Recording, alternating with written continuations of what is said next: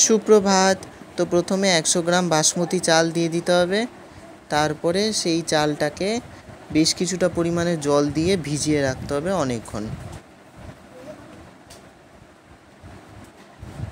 বাসমতি চালটাকে আগে পরিষ্কার করে ধুয়ে নিয়ে তারপরে ভিজিয়ে রাখতে হবে। প্রায় 2 ঘন্টার মতো চালটাকে ভিজিয়ে রেখে দিতে হবে।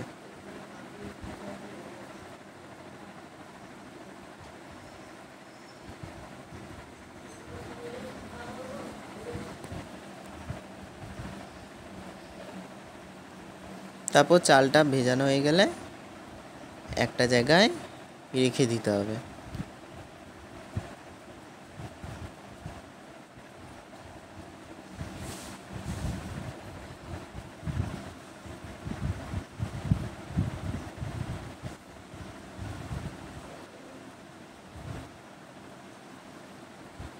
এরপর 300 গ্রাম বোনলেস চিকেনে হাফ চা চামচের মতো লবণ দিয়ে দেব।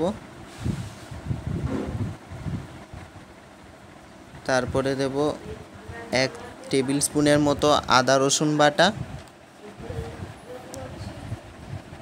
তারপর দেব 1 টেবিল স্পুনের মতো গোলমরিচের গুঁড়ো।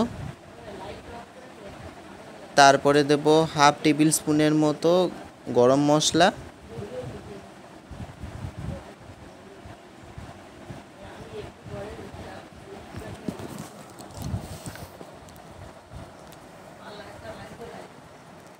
তারপরে দিয়ে দেব 1 টেবিল স্পুনের মতো হলুদ গুঁড়ো।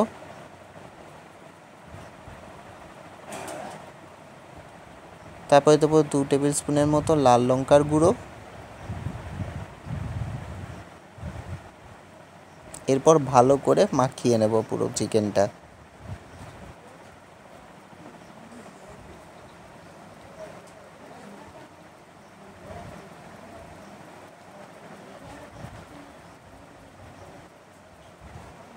চিকেনটা ভালো করে মাখানো হয়ে গেলে এরপর কিছুটা পরিমাণে পেঁয়াজ দিয়ে দেব কুচি, আর তারপর একটা পেস্ট তৈরি করে নেব।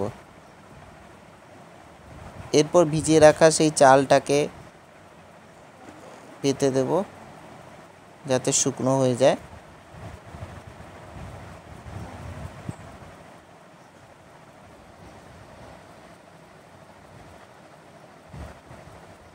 পাঁচ মিনিটের জন্য শুকনো করতে দেব।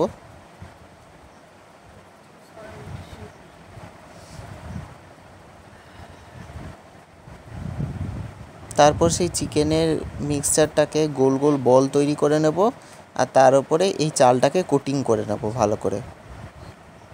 মনে রাখবেন এরকম চেপে চেপে কোটিং করতে হবে, তাহলে চালগুলো ভালো করে জড়িয়ে থাকবে চিকেনের বলের কাছাকাছি। এরপর একটা স্টিমারে সাদা বাটি বলুন বা ঝাড়িতে অল্প করে তেল ব্রাশ করে দেবো, আর তেল ব্রাশ করে দেওয়ার পরে এই চিকেনের বলগুলো দিয়ে দেব।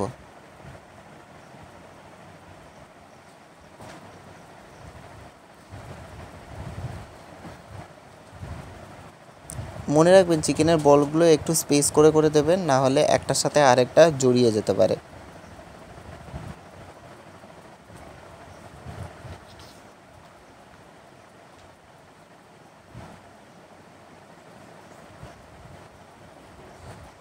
তারপর ঢাকা দিয়ে স্টিম হতে দেব আধ ঘন্টার মতো।